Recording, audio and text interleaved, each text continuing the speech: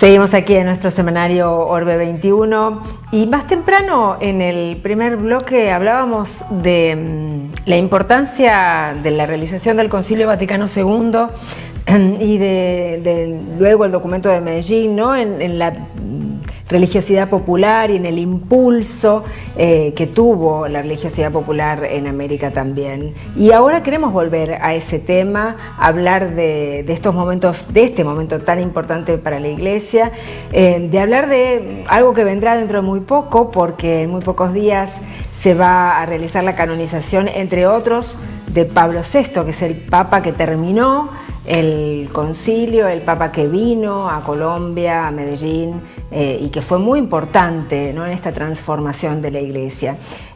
Preparando un documental sobre Pablo VI que estamos armando aquí en Orbe 21, nos encontramos como una figura muy importante para la Iglesia argentina. Es hijo de su tiempo, de ese tiempo también, que es Monseñor Saspe. Oh, maravilloso. O sea que el recuerdo que yo tengo de él es la homilía que nos dio en la cancha de Atlético Tucumán, sí, en Tucumán, en el cierre de lo que fue el Congreso Eucarístico de ese año. Y se me ponen los pelos de punta. ¿Cuántos años tenías? Y yo en ese momento voy a tener 12 años. Mirá vos. Y Monseñor Saspe dio la homilía de cierre del Congreso y con una claridad y con un compromiso de lo que estábamos viviendo y con una visión tan equilibrada del rol del cristiano y del laico que tengo un recuerdo particularmente cálido con él, un hombre muy valioso. Queremos compartir con muchos que no lo conocen a Monseñor Saspe su historia, su influencia también en la Iglesia argentina. Y una de las personas que entrevistamos para el documental de Pablo VI es Nacho López. José Ignacio López, bienvenido. ¿Qué tal? Gracias por están? estar acá con un nosotros. Un gusto, muchas gracias. Y bueno, y queríamos preguntarte, porque sabemos que sabes mucho de Saspe y tenés mucho para decir sobre él. El orgullo, ¿no?, de considerarme amigo. Nada más. Pues vos tenías 12 cuando habló en Tucumán. Yo tenía 12 o 13 cuando él llegó a Santa Rosa como su primer parroquia, como sacerdote. Así que bueno. Porque es una muy buena oportunidad. De revalorizar su figura también, ¿no? Porque lo tenemos olvidado. Tal cual. Como pasa muchas veces, ¿no? Para los que no lo conocen, como en otros países. Un gran cura de Buenos Aires, primero. Un gran cura de Buenos Aires. Había estudiado medicina, casi, Nacional Buenos Aires, medicina, y después el seminario. Vocación de Monseñor Carreras, Jorge Carlos Carreras, otro gran cura de Buenos Aires, párroco de Buenos Aires, después obispo de San Rafael, el primer obispo de San Rafael de Mendoza, y después el obispo de San Justo cuando se creó la diócesis, hace 50 años, va a ser el año que viene. Pero un gran cura de Buenos Aires, yo lo conocí, yo siempre digo y lo hago, decirle, damos gracias a Dios de haber vivido esa etapa entre la niñez y la adolescencia en una parroquia de Buenos Aires que era Santa Rosa de Lima, por la que pasaron, que tenía un gran párroco histórico, el padre Rodolfo Carboni, y en el que nosotros tuvimos contacto con curas de la magnitud de Saspe. Claro. Por allí estuvo, o como vicario, o era una parroquia grande, acogedora por el estilo de su párroco. Vivieron muchos sacerdotes y muchos que fueron obispos. Monseñor Saspe, Monseñor Iriarte, Monseñor Canale, pues es una lista larguísima.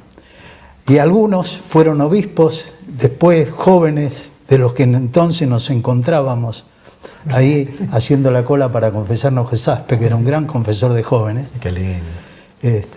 Y uno de los que nos hicimos amigos en la cola fue después párroco de Santa Rosa y después arzobispo de Tucumán, Villalba. Claro, Monseñor Villalba. También otro cura de Buenos Aires que fue obispo auxiliar acá, con Bergoglio.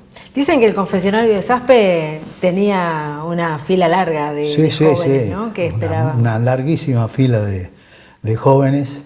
en ese tiempo. Y bueno, entonces, bueno, así lo conocimos, así lo tratamos, y él ya era párroco. Lo hicieron párroco grande, después como de 10 o 12 años. Él se había dedicado, todos esos primeros años estuvo en Santa Rosa viviendo, primero como vicario, después como viviendo en la parroquia, pero fue la época en que, con la ayuda de Villalba, que era un joven estudiante secundario, formaron la JEC, la Juventud de Estudiantes Secundarios, de estudiantes católicos.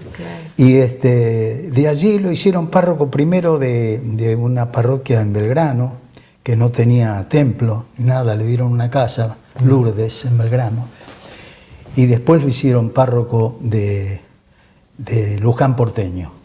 Y allí fue cuando recibió el nombramiento de convertirlo en el primer obispo de Rafaela, donde estuvo 10 años.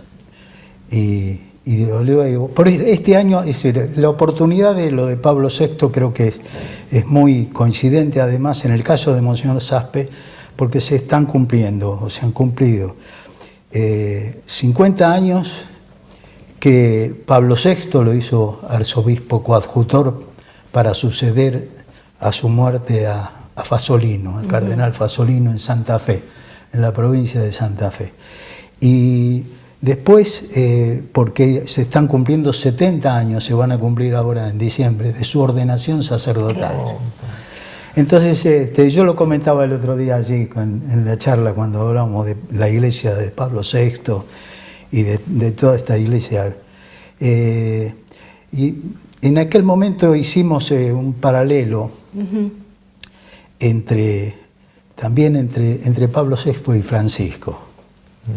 Porque, bueno, no está mal decir que Francisco, también como yo lo siento así, somos con el Papa Francisco de la misma generación.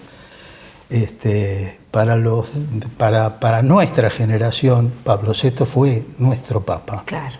Fue Papa de cuando nosotros empezábamos a sentir que teníamos algo que ver en la iglesia. Claro. Y en momentos en que en la iglesia empezaban a decirnos que también éramos iglesia nosotros, no solo los curas. Claro, eso te iba a preguntar, ¿no? Porque, no sé, si hay algo que marca el estilo pastoral de Monseñor Saspe, tiene que ver esto de la fuerza del laicado, ¿no? Del acompañar al laicado, y lo pensaba yo también en esta realidad cuando uno escucha a Francisco y le dice a la gente, le dice a los jóvenes que hagan lío, le dice a la gente que salga de la sacristía, habla y critica el clericalismo, ¿no? que adormece a los laicos. Claro.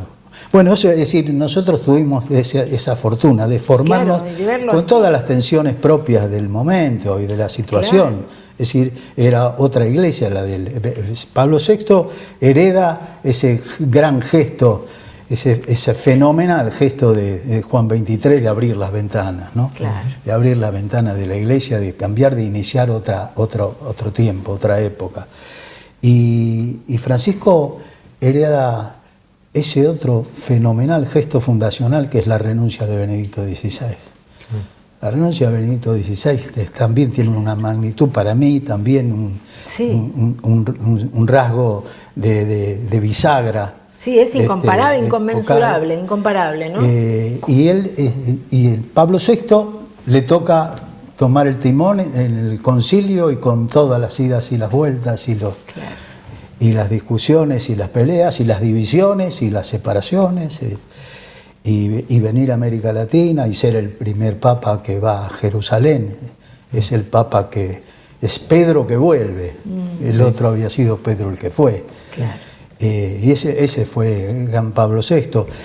Y esa comparación con Francisco, en el caso de Saspe, fue muy interesante para mí, porque Bergoglio no lo había conocido. A pesar de estar estar algún tiempo en Santa Fe, pero no llegó a conocerlo, a Saspe. Y cuando se cumplieron en 25 años de la muerte, en el 2009, Bergoglio era el arzobispo de esta ciudad, y yo le conté que, bueno, que se cumplía el aniversario y que muchos de los que lo queríamos a Saspe cada tanto Nosotros constituimos una fundación, apenas murió, Claro. después por esas cosas de la iglesia la fundación se quedó porque quien lo sucedió a Saspe, que fue seguramente una de las personas que más lo hizo sufrir en el final de su vida y que iba a ser su sucesor, que había sido su obispo auxiliar, la verdad que, ¿por qué no decirlo? Nos combatió y no pudimos hacer nada. Pero bueno, de todas maneras seguimos con ese entusiasmo y volviendo a alguien. Claro. Yo le comenté al cardenal y me dijo, yo la celebro. En un sábado, mismo día que se cumplían, es malo porque murió en enero. Claro. Entonces, pero siempre tratamos de hacer algo. Y hizo una fenomenal homilía sobre la figura de Saspe, sobre la figura de Saspe profeta, sobre la figura de Saspe olvidado por los suyos. Una homilía que a mí me hizo evocar también a la que dijo el cardenal Primatesta en las exequias de Saspe. Claro. Primatesta casi le pidió perdón. Sí, claro.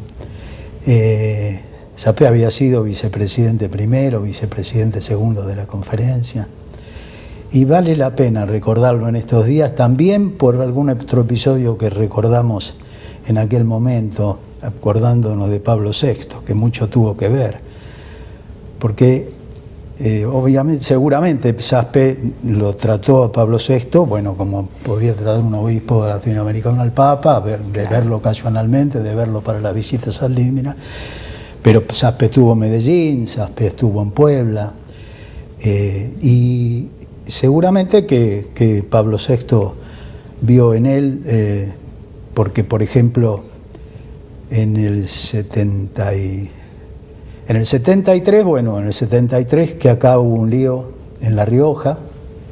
Sí. El Monseñor Angelelli, que ya era el obispo de La Rioja, hubo un episodio que determinó que él cambiara al párroco de Anillaco contra la voluntad de algunos de los feligreses de Anillaco, entre ellos varios de los Menem. Y hubo un tumulto y hubo un incidente en la parroquia. Y Angelelli tomó una determinación muy fuerte, declaró a la parroquia de Anillaco en entredicho con el obispo.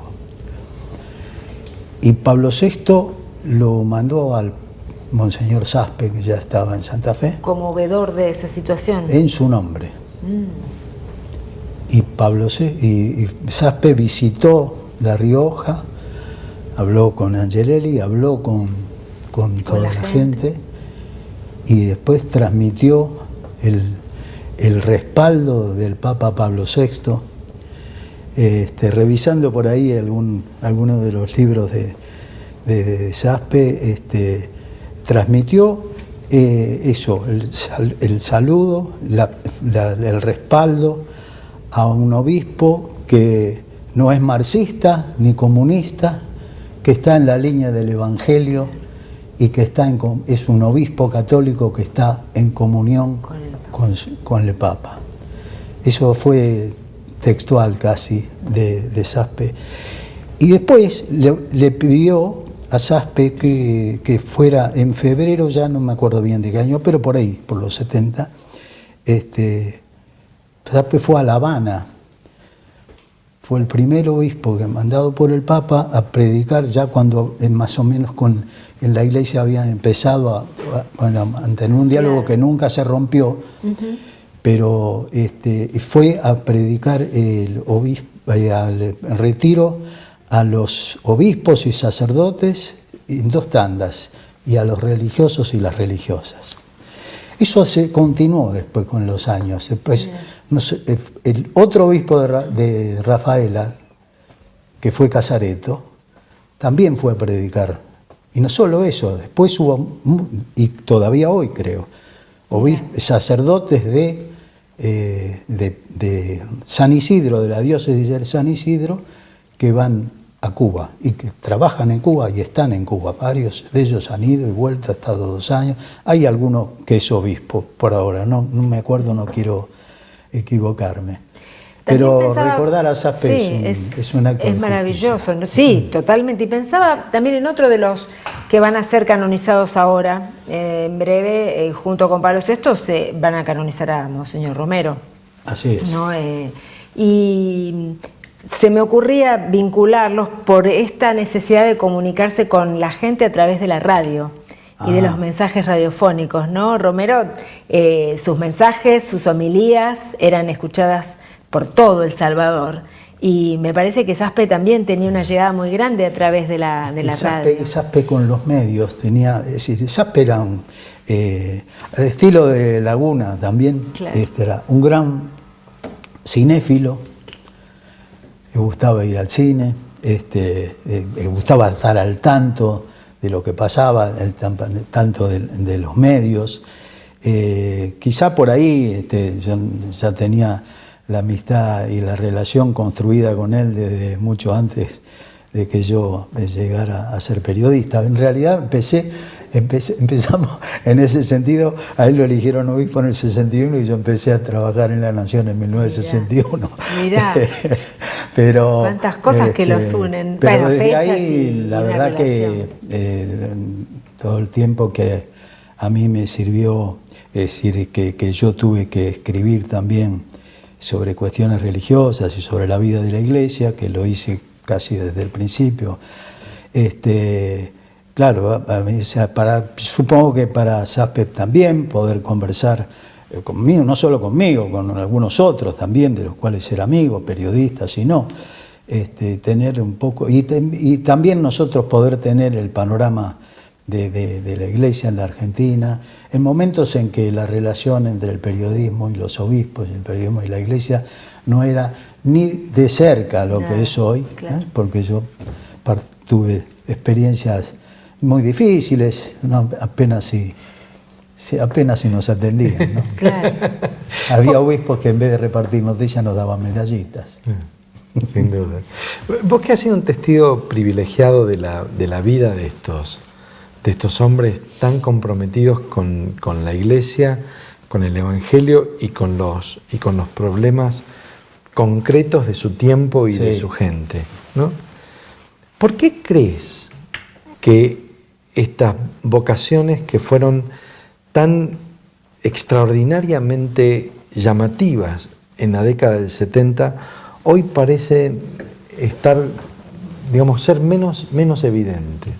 Vocaciones de obispos comprometidos con su tiempo, con su vida, de una gran exposición personal, ¿no? Pero no sé, mirá, yo no sé si lo vemos igual. Es decir, yo creo que nosotros que llegamos a conocer y de alguna manera a sufrir también, a formarnos un pedazo de nuestra infancia, adolescencia, con los obispos príncipes. La verdad que para nosotros toda la vida, ahora y después, independientemente de eclesiologías o de matices y de quién es un poco más audaz y quién menos, pero yo creo que los obispos de hoy no tienen nada que ver con aquellos, con los príncipes.